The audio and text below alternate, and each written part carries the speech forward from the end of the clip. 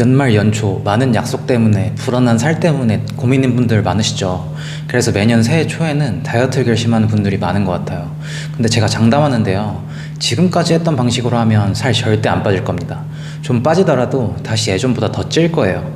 제가 한 달 반 동안 10kg 빼고 1년 넘게 유지하면서 깨달은 게 있는데요, 다이어트에서 정확한 방법이 있다는 겁니다. 버터 다이어트니 고기만 먹는 카니보어니 어떤 획기적인 방법을 찾고 거기에만 의지하면 99% 요요가 옵니다. 이거는 제가 직접 경험하기도 했고 그동안 수많은 회원분들을 직접 본 결과입니다. 우리 몸은 정직합니다. 안 먹으면 빠집니다. 비만치료제 위고비, 마운자로가 바로 이 식욕을 극적으로 억제시켜서 살을 빠지게 하는 원리입니다. 하지만 약에만 의존하면 반드시 요요가 올 수밖에 없습니다. 살을 빼고 평생 유지하려면 반드시 자연스럽게 식욕을 조절해야 합니다.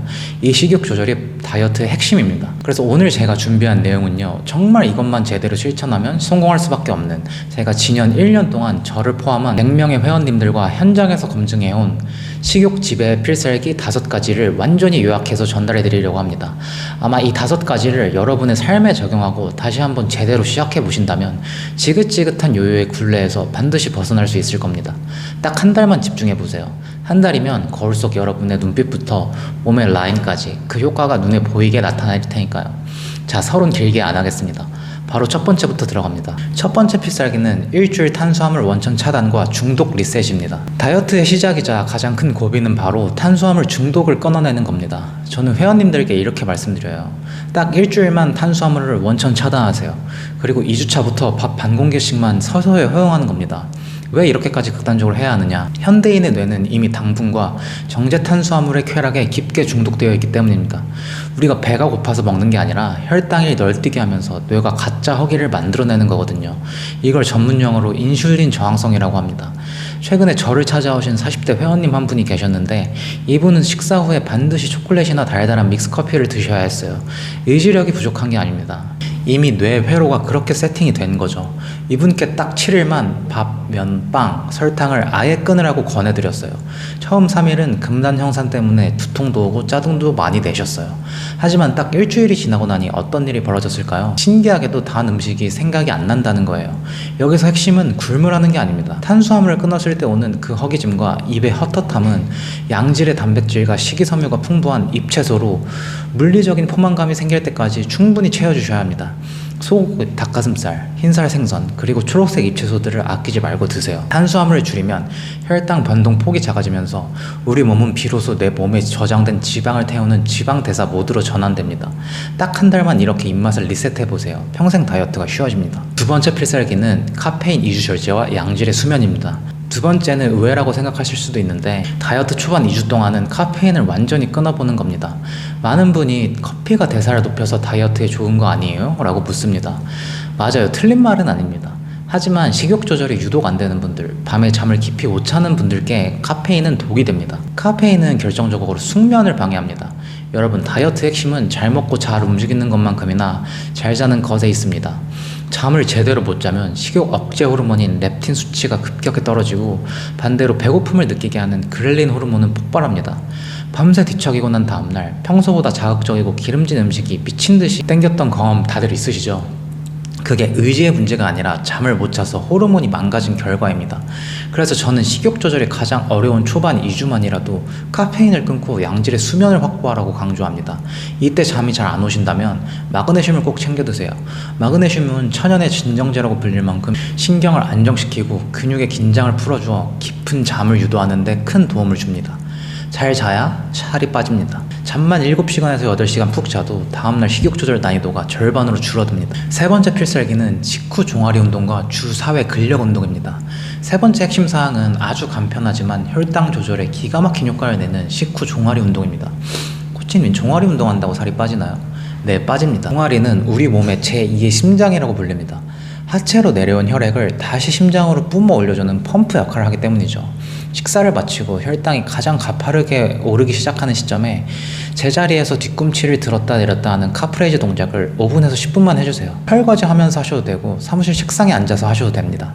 이 작은 동작이 혈액 속에 넘쳐나는 포도당을 근육이 즉각적으로 에너지로 소비하게 만듭니다. 즉 혈당 스파이크를 막고 인슐린이 과도하게 분비되어 지방을 저장하는 것을 원천 차단하는 아주 똑똑한 전략입니다. 물론 이것만으로는 부족하겠죠. 최소 주 4회는 제대로 된 근력 운동을 해주셔야 합니다. 근육은 우리 몸에서 에너지를 가장 많이 태우는 거대한 소각장입니다. 근육 운동을 통해 근육에 미세한 상처를 내고 제가 아까 말씀드린 양질의 단백질을 섭취해서 근육을 회복시키는 과정 자체가 엄청난 칼로리를 소모합니다. 근밀도가 높아지면 기초 대사량이 올라가고 나중에는 다이어트가 끝나더라도 쉽게 살이 찌지 않는 유지어터의 삶을 살 수 있게 해주는 든든한 바리케이트가 됩니다. 네 번째 필살기는 식욕을 지배하는 3단계 전략이에요. 자, 네 번째 필살기는 제가 실제로 한 달 반 만에 10kg를 감량하고 지금까지 1년 동안 단 한 번의 요요 없이 유지하고 있는 저만의 식욕 지배 아침 루틴입니다. 이건 진짜 제 핵심 노하우인데 오늘 다 풀겠습니다. 아침에 눈 떠서 딱 3가지만 지키시면 식욕 조절이 정말 쉬워집니다. 첫째, 일어나자마자 20분 가벼운 근력 운동을 합니다. 절대 힘들게 할 필요 없습니다. 딱 20분만 숨이 살짝 차고 몸에 열이 날 정도면 충분해요. 왜 아침일까요? 아침은 이미 공복 상태라 우리 몸이 지방을 꺼냈을 준비가 완벽하게 되어 있는 상태입니다.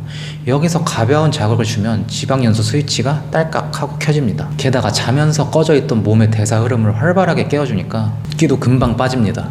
저는 어깨나 가슴을 보완하려고 그 부분 운동을 많이 하지만 여러분께는 큰 근육을 쓰는 스쿼트를 강추합니다.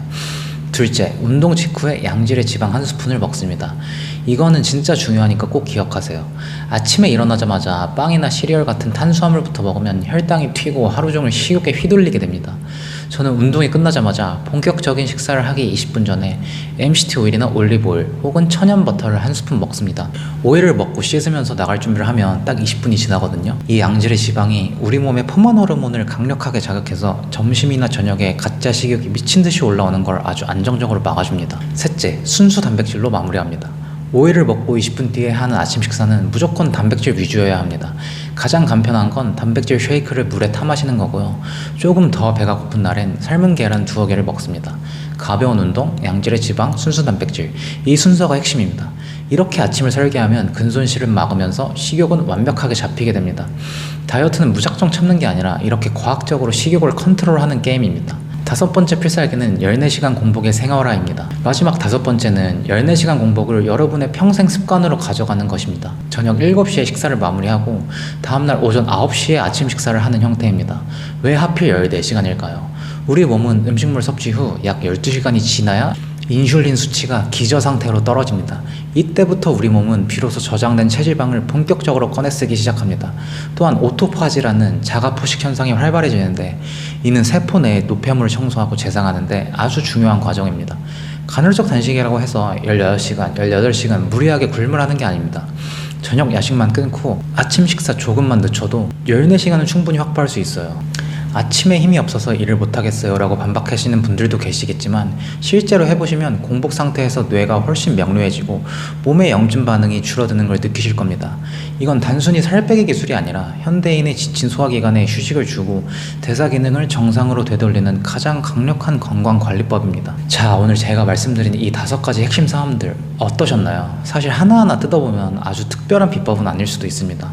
하지만 이 5가지가 유기적으로 연결될 때 여러분의 몸에서는 혁명적인 변화가 일어납니다. 탄수화물 중독을 끊어내고 잘 자서 식욕을 잡고 근육을 키워서 대사를 높이고 공복을 통해 몸을 비우는 이 과정 말입니다. 물론 제가 이렇게 입이 닳도록 설명해 드려도 실제로 행동으로 옮기는 분은 10%도 안 될 수도 있어요. 그래서 다이어트가 어려운 거고 그래서 성공한 사람들의 결과가 빛나는 것입니다. 돈을 수백만 원 들여서 PT를 받는 것보다 더 중요한 건 오늘 제가 말씀드린 이 원칙들을 여러분의 일상 속에 하나씩 정립해 가는 것입니다. 당장 오늘 저녁부터 7시 이후에는 입을 닫아보세요. 그리고 내일 아침 커피 대신 따뜻한 물 한 잔과 마그네슘으로 하루를 시작해보세요. 남은 2, 3개월을 어떻게 보내느냐에 따라 여러분의 올여름 그리고 여러분의 인생 후반전의 자신감이 완전히 달라질 겁니다. 지식은 유튜브에 넘쳐나지만 그 지식을 결과로 만드는 건 오로지 여러분의 실천뿐입니다.